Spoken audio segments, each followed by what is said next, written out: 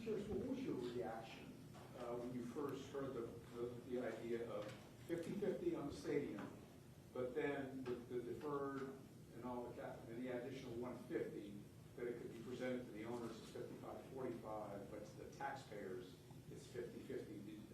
In terms of that strategy, how did you feel? What was your feeling? Well, that is Mark's strategy. My strategy all along has just been to get the best deal for the taxpayers, and I unfortunately don't have any control over the fact that we had $150 million in deferred maintenance that was never done. That has to be done before everything else can get started. So unfortunately that was left on my lap, and I'll deal with it. So it's not part of the stadium renovation as such. So I still will say to you that from my perspective, it's a 50-50 deal on what we're doing to renovate the stadium. The 150 is deferred maintenance, which we now are responsible for. So this is one of the reasons you're seeing going forward that this agreement is really that there's. We're not going to have that situation anymore with the way the new agreement is structured. You're not going to have a situation where you have the city that can just sort of decide to kick the can down the road on stuff that needs to be done. And look, I get why that happens. You get into tough budget years, and that's government. But we want to put ourselves in a position where that doesn't happen anymore. But no, it's however Mark wants to sell this to the NFL is perfectly fine with me. You were pretty passionate at the very end there about why does it mean so much to you keeping the team here and making it what it can be? Well, listen, I was sitting on the anchor desk at First Coast News on November 30th of 1993 when we got the announcement that Jacksonville had done the impossible, frankly. As a fifth generation native, I get real irritated with people that don't give Jacksonville its due. And I have always believed in this city, and I think a lot of folks have a tough time believing in themselves in this city. And that was a seminal moment for us. I mean, it really was, as we sat there and we watched Deron Cherry give us the thumbs up that we had gotten the team, it was such a shot in the arm for this city to believe and to know that we could actually land this deal. It is with great pride that we're an NFL city. It means a lot to this community. It's a rallying point for Jacksonville. And while nobody wants to spend a lot of money, the truth is this was a binary choice. We can build a stadium or we could lose our team. And that's not going to happen on my watch. This is something that is incredibly important to Jacksonville and to me as somebody who has pride in Jacksonville. And I have to tell you, through this whole process, it's very clear to me that the Jaguars have a great love for this city as well. I know the narrative that gets played all the time, and it's sure a whole lot easier to be negative than it is to be positive. But this team loves the city. Mark loves it. Shad loves it. They have gone around the bend to get to an agreement that was so much better for our taxpayers. And now he's got to go sell that to the NFL, and I believe that they'll be able to do that. But I'm very, very proud of it as a native of this city and someone who really believes in us and in this team. I think in this next 30 years, we're going to watch this city truly blossom. And I think this stadium is a big piece of that. Mayor, what are the chances the Super Bowl comes here with this deal? With this deal alone, I think until we build a whole lot more hotels, that's going to be unlikely. But listen, it's a step. And as I've said before, I think it's critically important that we start synergistically putting these pieces in place. That's why the community benefit agreement here is such an important piece, because the stadium doesn't exist in a vacuum. As you heard tonight, had I had my way, we would have done all this at once. I'm a big thinker. I believe that if we're going to get places in this city, that we need to put our money where our mouth is, and we need to move. And I think if you look at the stadium in a vacuum, without the communities that surround it, without the other pieces, it's hard to do that. So I'm excited about being able to create the workforce that we need, to create more affordable housing, to create more housing downtown, to open up those riverfront parks, to make sure that they're immediately available. These are the types of things that if we invest in right now, and then the Jaguars continue to invest in for 30 years, there's no limit to what we'll be able to do downtown. So this is truly an exciting moment. And I want to address one other thing while I'm on the topic. There's always seems to be, and I get it, whenever there's a rich person that owns every team in the NFL. And I understand why people want to make some of the comments that they make. At the end of the day, this man isn't going to be investing $1 billion downtown. Already the Four Seasons is the largest private investment in the history of downtown. And how many people said it wasn't going to happen? It's time to start believing bigger. And I'm excited that the Jaguars have that same vision. Mayor, one council member immediately, coming out against this deal, specifically saying $150 million in community development money, that's a non-starter. I haven't heard that, Jake, so you'll have to educate me. Councilmember Rory Diamond, he tweeted it out during the presentation. Oh, well, wasn't that thoughtful? Goodness. What's your reaction to the idea that, you may face some opposition on the community development aspect of this? And I think he also suggested that the funding scheme is illegal. I mean, it sounds like you may be facing an uphill battle with council. Well, first of all, there is no scheme, and the funding for this project is absolute brilliance. We've already run it through legal channels. It is absolutely perfectly legal because all it really does is leave our Better Jacksonville money in the place where it is supposed to be until 2030. Yeah, until 2030, and that allows us to take those projects from the CIP and make sure that we're paying for them. I would think that somebody like the councilman would be very much for paying things off as opposed to paying an additional $1.5 billion to keep them in the debt service. So it's a brilliant plan. I look forward to all of you asking as many questions as you want to ask about it. It only gets better. And I can tell you that from my discussions with Council President Salem, he thinks it's a wonderful idea. The community development aspect, how are organizations going to be able to play a part in getting access to that money or benefiting from that money? Well, that is something that I know that the folks that are responsible for out east have been involved in very directly. In terms of the rest of it, we are very much involved in this city already between our administration and the council in affordable housing, in homelessness programs, in investing in our parks. We know where those things are. We know where the investments need to be made. So I think as this process goes on, certainly a lot of that will be clearer. But these are investments we're already making, and simply want to make sure that what we're trying to do, and I've talked about this since before I got into office, this is all about the infrastructure that makes these things possible. And infrastructure is all those things that allow downtown to thrive. Whether it's the physical infrastructure of the bulkheads, whether it is developing programs for workforce development, all those things are critical to making downtown go. And I am really excited about the opportunity to do that. I will look forward to having those conversations with Councilman Diamond and everybody else. Mayor, $26 billion in economic impact. Economic impact, usually defined by economists, is not revenue. So how much revenue does the city make from this deal? I will give you what I have, Ben. This is what I have. The $26 billion over 30 years was also confirmed by peer review. We did a peer-reviewed study on that. Our number was actually higher in the peer review. Direct impacts, we're told, include retail, lodging, transportation, $12.4 billion in direct spending. Indirect impacts include supply chain effects and business-to-business goods and services purchased, and total impacts would include sales, jobs, and taxes.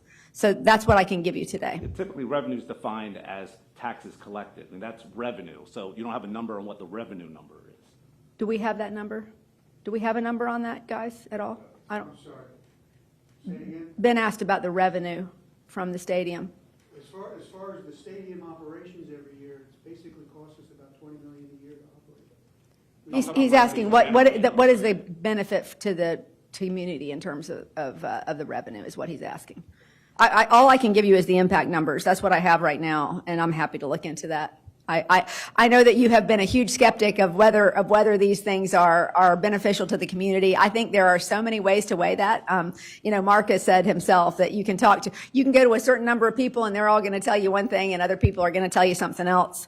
I would suggest to you that while I deeply respect your right to report exactly what you want to report and always will, I would really ask, not only you, but all of you, to report on this issue without fear or favor, not for headlines or clicks, but for actual benefit to the community. I know that there's a lot that can be gained in throwing flames.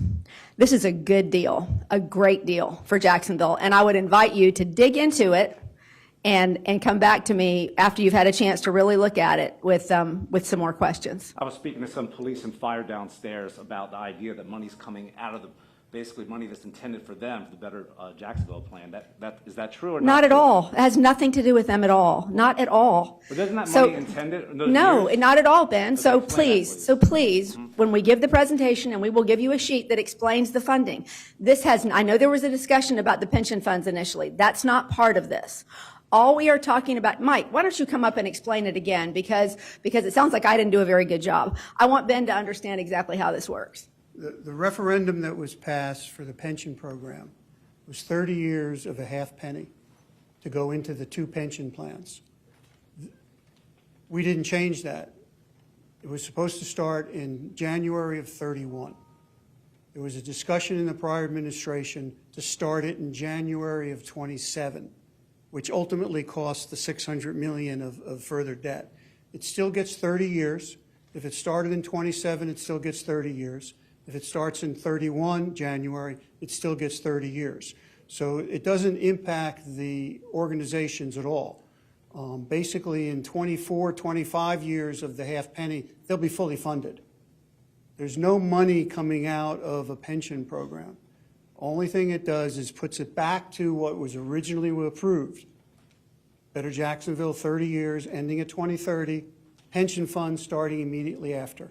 That's exactly what we're going back to. So there's no change or detriment or fear of the pensions not getting what they originally were supposed to get to be fully funded. So anybody that says differently just doesn't understand it. Mike, I got a question. I mean, when this was originally pitched last year, I think the price tag was like $1.2 billion. Now it seems like the price tag, specifically for the renovations, like 1.25. That doesn't seem like a big jump, given, inflation and the increasing cost of construction. How confident is everybody that this is actually going to cost $1.25 billion when all is said and done and the stadium's ready to open in 28, 29? Well, Good question. from the time I got in, it was always a $1.4 billion. 1.2 to 1.4, and the city's, Come on up, Mark. Come well, on the up. city's investment is fixed, unless it comes in under budget, and then the city's investment goes down. If it goes over budget, Wait. it's the Jaguars. Go to the mic so they can hear you and tell them what you just told them again. Because Yes, ma'am. Obviously, I'm not doing a good job. I missed the beginning, so. No, that's fine. I'm gonna address that. No, the way the agreement is, one of the substantial benefits of this agreement as it relates to protecting the taxpayers is in an environment of significant cost overruns that not only happen on small projects, but also happen on stadiums. The Jaguars are at risk on that, 100%. So the city's investment is fixed, unless it comes in under budget, and then we share equally what the under budget is. So if it costs $1.5 billion, it doesn't cost the city another dollar. Mark, you were mentioning earlier that the CRA was one of the kind of difficult points in the negotiations with the city. What were some of the sticking points, the holdups? No, I don't think it was that difficult. What it was is that, things never happen on an ideal timetable, particularly when you're dealing in a city like Jacksonville that has, a lot of complexity to it. What I was saying is Shad looks to us for recommendations as to should we continue to make this investment in Jacksonville. We make our investment, and Shad knows Jacksonville. He sees Jacksonville.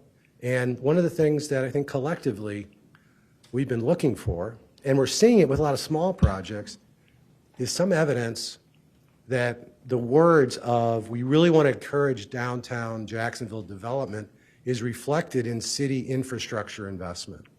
And when the city came to us and said, part of this community benefits program is going to take care of finishing the parks along the North Bank that looked essentially the same, but for the Orlick, since Shad got here in 2012. Now we got some great things happening with Mosh and some other things. It was important that there was evidence that was going to happen. So the city came to us, and we had originally talked about a $100 million investment, and the city wanted us to put in $150, and they said, I'll tell you what we'll do, let's do this together. We'll put in 150 with you. And then when they showed us that this is finally going to get the downtown parks done, we said, yeah, and Chad said, yes, we'll go from 100 to 150. How important was it that the east side was specifically, like a carve out specifically for the east side, considering the Jags? First, we are very involved in that neighborhood to this day. Those that have worked with Lift Jacks understand. It's not just money that Chad sends to the East Side Development Corporation and Lift Jacks. It's our involvement over there. We have employees over there every week doing work. Players go there all the time. We're involved in the schools over there. And that neighborhood, which is right next to the stadium, has been underserved for generations. And quite honestly, we think that we need to be a catalyst to do what we can with others to solve that. So if we were going to make a big commitment to the community, we certainly wanted our neighbors to the north to receive a disproportionate amount of that. Whether it's 50-50, 60-40 isn't the point. We want to make sure what comes out of this is finally a platform so that neighborhood can be the type of neighborhood it was 3 or 4 generations ago. Mark, what's your message to fans about keeping a game in London despite the possibility of a season where it could be 2 home games, despite this massive investment from the city?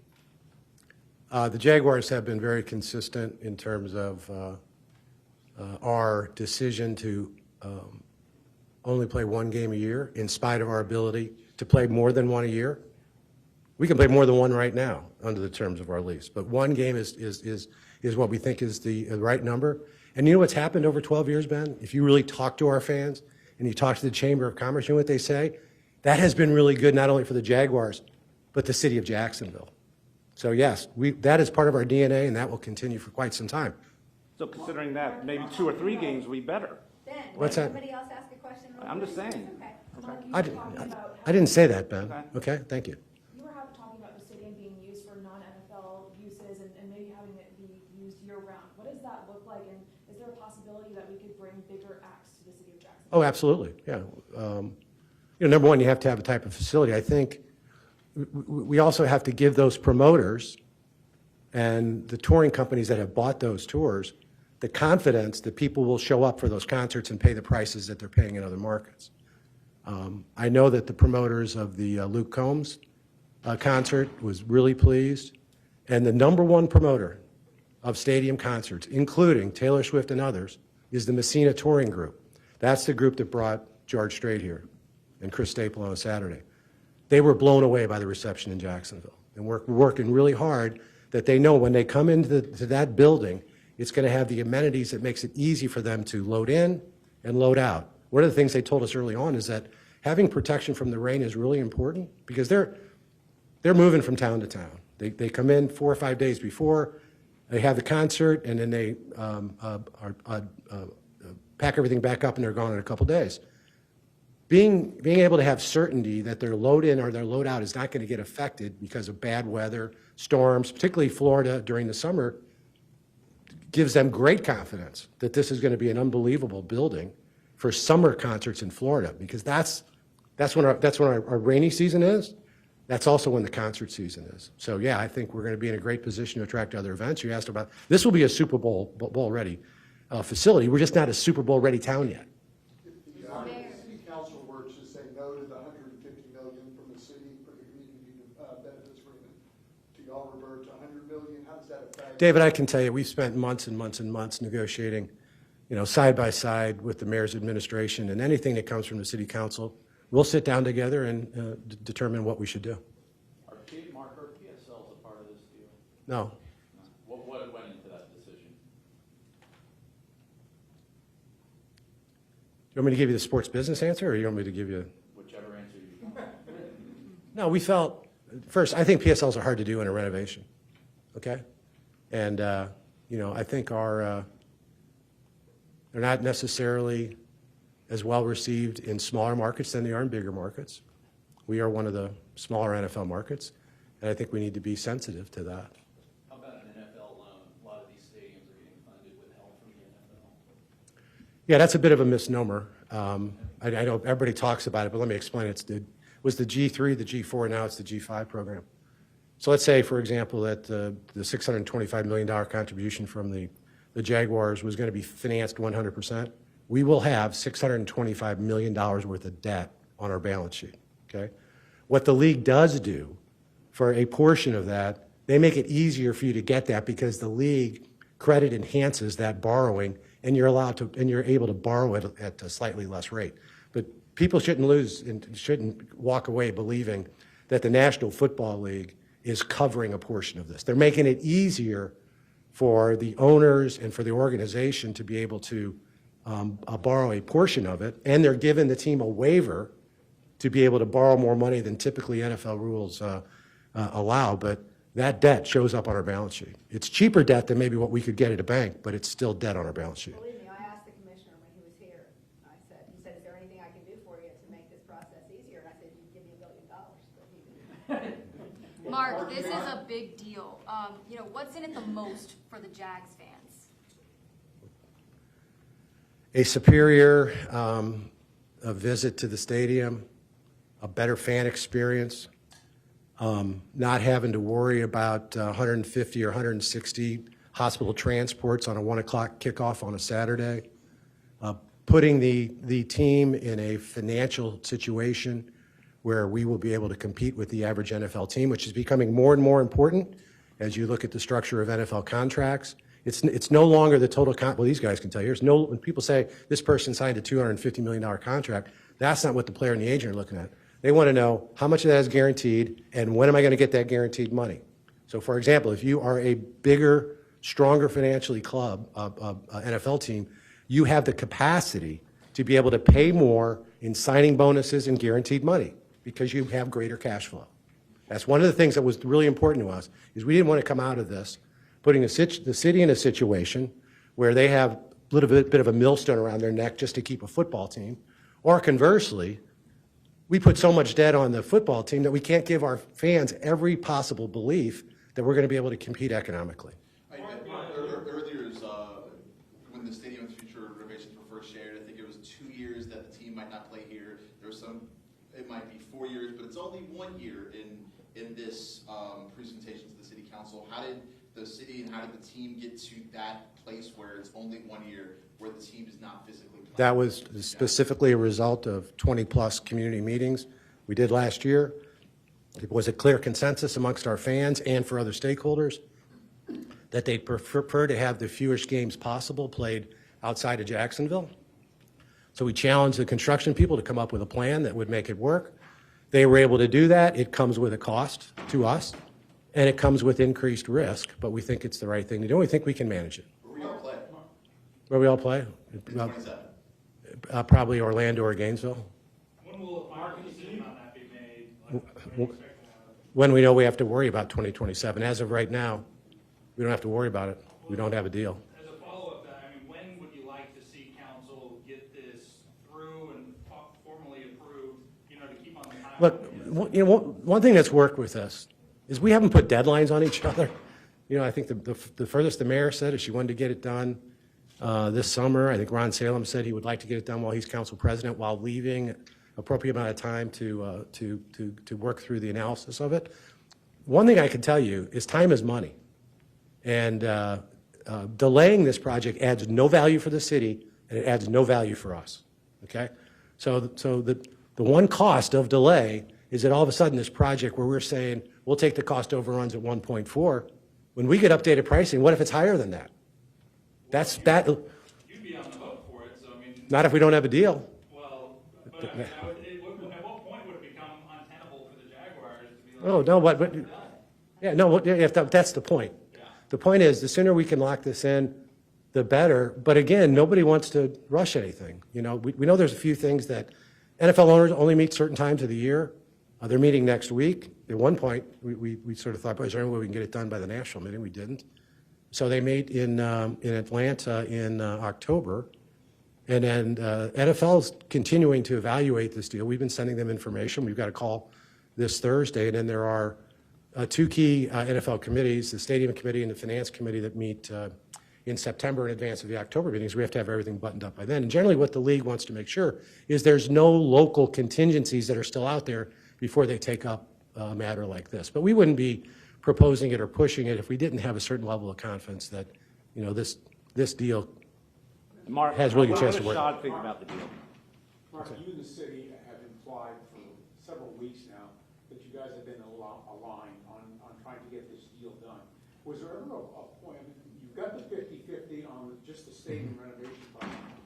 Initially, was there any thinking on either side that, you know, the Jaguars should maybe carry a little bit more of that burden, or did the sticks move on that at all? Oh, I can tell you this, the city asked on numerous occasions for us to do more. Numerous occasions. And I'll wrap this up and I'll turn it over to Mike. And I told Mike, look, we're only going to go so far. Because if we go past that, I'm concerned about what that incremental financial burden could do to the certainty that we need to have, that we're going to be able to compete with other NFL teams.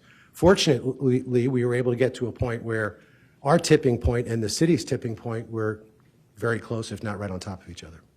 Let me just add, if I could just add something, you know, there were hundreds of points to talk about and to discuss and negotiate. So when you focus on one, whether it makes sense or why is it this way, it was done because of 5 other decisions that were made. So it wasn't just always looking at the split, it's also the revenue, it's also the partnership, it's also all the other pieces. So they all push and pull. So it's never one issue, it's always how is it going to affect the other 20 issues that you've already dealt with. So it was more complicated than just the split. On the Better Jacksonville plan portion of it, can you elaborate? So it's $600 million in projects. Are all of those BJP projects, or if not, what amount of it is BJP? What amount of it is, quote, similar projects that are being paid for now? It's kind of like a list maybe of those projects. There's project lists. Basically, the projects that were taken out came to about $300 million that would be put back in. There's similar road projects that could be put back in, be put in for the first time. Again, we checked with all the legal issues that need to be done. And during the 30 years or the 25 years it's been in existence, things have come in and out of BJP. They just have to meet certain criteria. But I'd say at least half would be projects that weren't in from the beginning, and about half would be projects that were taken out thinking that they were going to try to end it early. And how do you supplement that money when it comes out? How do you supplement it? How do you if you're pulling money out of the CIP, right? No, we're pulling projects out of the CIP that requires borrowing and put them into a category where we'll pay for them as they're being built. We'll use the 4 years of extended BJP, 27, 28, 29, and 30, to pay for projects that we were going to borrow for. So basically, we have cash coming in, about $130 million a year comes in from the sales tax. Those dollars we use to pay for projects on their schedule, so we won't have to borrow for it and pay debt service on it. Basically, the only difference is we're gonna go back to what the referendum called for, and it doesn't affect the pension in any way, shape, or form, but it does allow the city to protect its citizens and not put $1.5 billion debt on its citizens when we could have had this cash flow for 4 more years. That's basically, it's just a financial change. The same projects will be done under the same schedule. They'll just be paid for as they're being worked on, rather than borrow the money to pay for them as they're being worked on. I think perhaps what he's wanting to know is then how are you paying for the stadium? Did you say that? The stadium basically is this next step. The stadium will go into the CIP for over the 4 years. And basically, as we share with the Jaguars, paying half as the expenses come in, at the end of each year, we'll borrow for what was spent. And that's just not just stadium. That's for all the other projects that we also have in the CIP. Every year forever, the CIP functions that way. Basically, the city pays for the work that's being done. At the end of that year, they borrow for it and replenish the accounts that the city money came out of. But we also pay down debt every year. What are the borrowing costs? Borrowing costs? Yeah. Would depend on the year that you go out. Rates right now are higher than they used to be. That's why we want to extend it for as long as we can to get the rates down. It'll just depend on the rates at the time. And it won't be for a while, so we couldn't say. Mayor, I know you already talked about this, and I just want to kind of touch back on the neighborhoods and the impact that it's having. Out East is one of the oldest neighborhoods in Jacksonville, but with all the capital going into downtown, are there any concerns of displacement or gentrification happening in that neighborhood or any other neighborhood around it? Listen, those are always concerns, right? I mean, that was why we were so excited to see how groundwork was building the Emerald Trail, because the neighborhoods, each neighborhood involved in that was brought into the process. The same thing has happened out east. The Jaguars have been working with the folks at out east. We have been working with them. We know what they want. We know what they want this to look like. And I think it's critically important for us to do that. We're not trying to make that neighborhood something it isn't. We want to make it whole. And I think that is the exciting part about all this. That's what the Jaguars want too. And as Mark said, that neighborhood, abuts everything that we're doing downtown. So we want them to also benefit from whatever eventual entertainment district is going to be right there. So absolutely working hand in glove with those folks. And they are a very organized group over there. I can tell you that. Mayor, do you think you cut a better deal than what you inherited from the Curry administration? Well, did you watch the presentation we just gave downstairs? I'm asking, did you see it? Yes. This is light years ahead of the last lease. Now, I'm not sure when the last lease was I'm talking signed. about the MOU a year ago. Oh, I couldn't tell you exactly what was in the MOU. I didn't go from the MOU.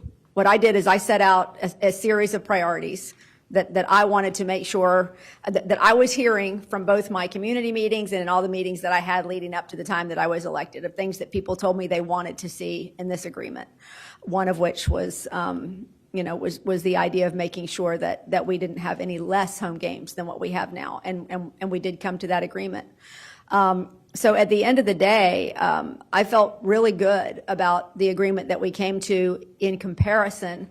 What I'm told, and I haven't looked at it recently, but what I am told is that this is a much more equitably split agreement. But I don't think it got into the detail that this agreement has gotten into. No, and look, I like to sort of correct the record when we can. Go read back through the memorandum of understanding again and see where there's any references to the dollar split. There isn't. What you're talking about is there was an exhibit that was with that talked about if the city was going to put more money in the stadium, how would the deal become 50-50 through the investment in the ancillary development? And in that illustrated, it was just an illustration of how it could work with the proviso that if the city continues to cover the costs of the stadium that they did for the first 30 years, okay? First 30 years of all the money that went into that, 2/3 came from the city, 1/3 came from the Jaguars. So you had to start with something there. Said here's an illustration. It wasn't really to show what the stadium was. It was how does this then get to 50-50 with the ancillary development? And the way it gets to 50-50 is the Jaguars were going to do 85% of the auxiliary development, and the city 15%. So I know people focus on that. That was never a proposal. Go back and read the memorandum of understanding, and if you can find where there are references to anything other than comparable to recent agreements in fourth quarter NFL markets, I'd be surprised. So the 67, 23, correct my math, 33% split this whole year that everyone's been talking about, that outside of the entertainment district development, that's been wrong.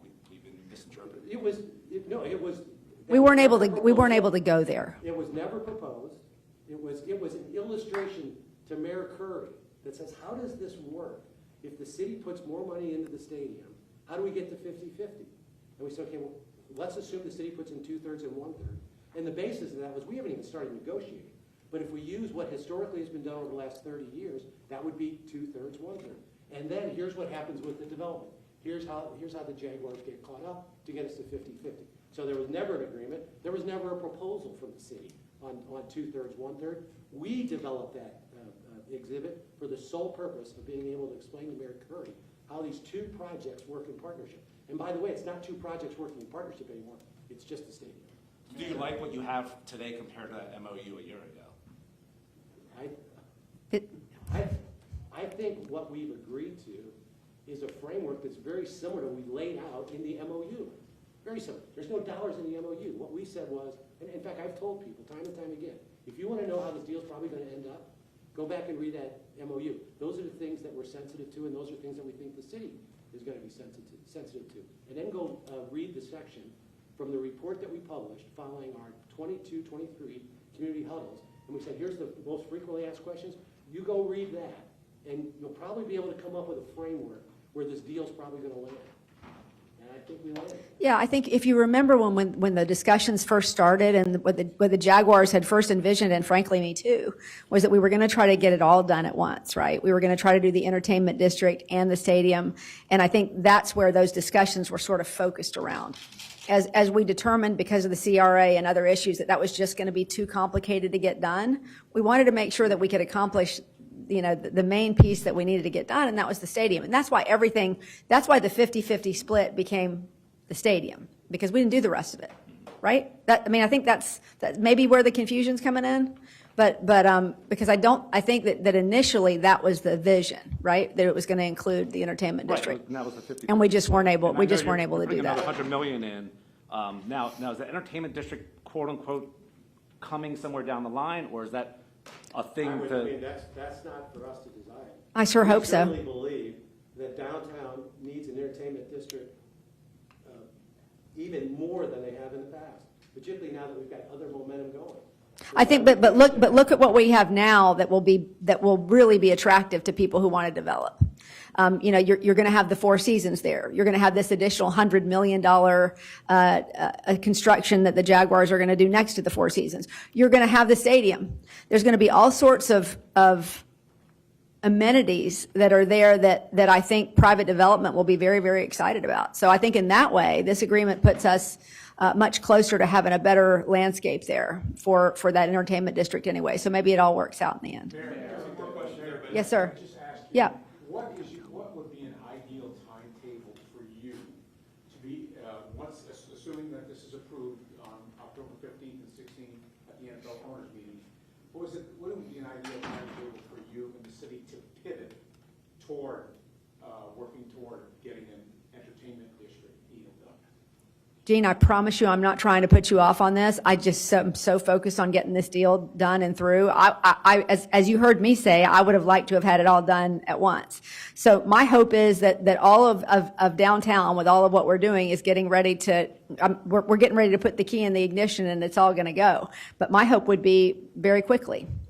On the pensions, so those funds are getting in worse condition, and the longer it takes to actually start pumping that pension tax in, ultimately it costs more, because you got to, the deeper the hole is, the more it costs to get out of it. So, Mike, are y'all going to run some analysis that says, okay, if we don't start the tax until 2031, here's how much more it's going to cost over 30 years to get to full funding, because the story. Explain it again. All the analysis that were done showed that the liability would get worse before it gets better, because it didn't have 130 million coming in. There was never any analysis done of ending it early. There was never legislation done with ending it early. It was a goal that the prior administration put out, and they went ahead and took projects out of BJP. But there was never any legislation to end it early. There's never been an analysis to end it early. And basically, all the analyses that were done have it being funded totally again in 24, 25 years, starting January of 31.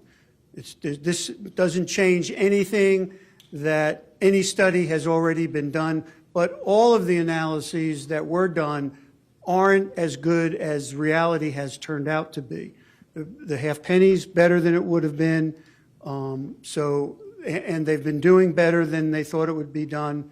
So it's better than any analysis that was done long ago.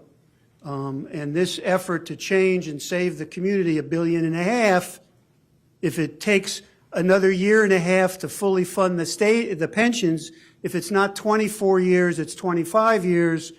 Compare that to $1.5 billion of debt for the citizens, and it's a pretty easy choice. Let it run an extra year and save the $1.5 billion of debt service. Is there some confusion because we initially talked about bringing the pension into this process? Because we just never did that. No, Mayor, Okay. it's just, the basic deal with the pension fund is that when they get money, they invest it. And Right. then that investment compounds over time. So Right. Well, you see how the investment is going right now, right? I mean, those investments are going well. Yeah. They're able to reach full Right. funding faster, whereas if you wait until 2031. And you compare compare that to the $1.5 billion. Right. That's the Yeah. comparison. Yeah. That's the comparison. Yeah. You choose, do you want to get them there a year early? Or do you want to save $1.5 billion of debt service? That's the choice. I mean, you're literally talking about the difference between 24 and 25 years to fully fund. I just don't know that I really even understand the conversation around that. I think this is so incredibly amazing in terms of what they've come up with for the funding source that I think somehow it just sounds too simple to you folks. It did to me at first. I'm like, can it be that simple?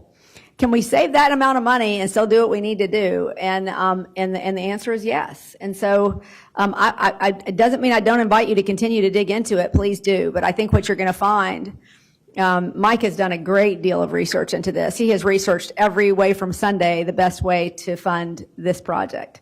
And this was, I think, absolute brilliance on his part. So I think that's going to be the easiest part of this, to be perfectly honest with you.